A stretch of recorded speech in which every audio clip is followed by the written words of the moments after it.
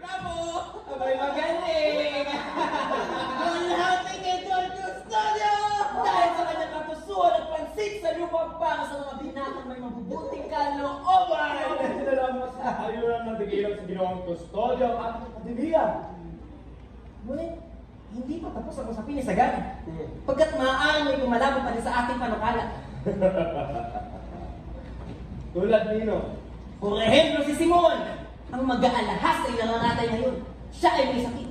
Ang sabi ng iba'y natagpuan daw siyang sugatan sa lansangan at ang wika naman ng iba'y tila nagtaka daw yata ang magpakamatay.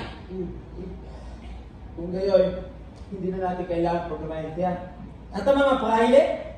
Mga praile? Praile!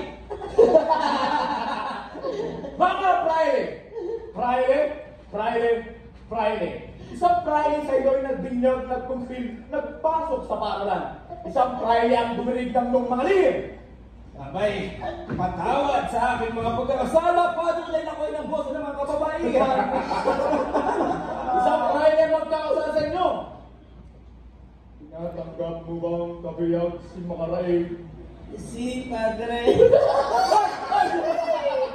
Isang praile maghilingon sa iyong pagingalo at kahit kayo makita sa bitayan.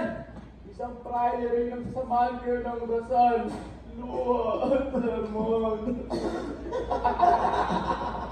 Mga Ginoo, kahit kayo malamig na bangkay na, isang praile rin ang magdidisyon kung nung bangkay ay nararapat na rin dito sa sementeryo o sa ilalim ng lawa.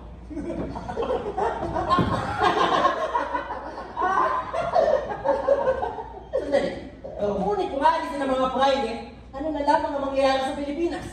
Alisin ang praile at mawawala ang mga Indio.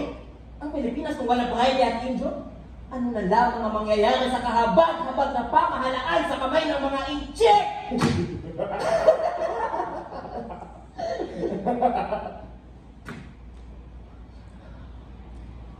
Ay, Ano ba? Kailangan ko na tayo. Ang balik ako na yan.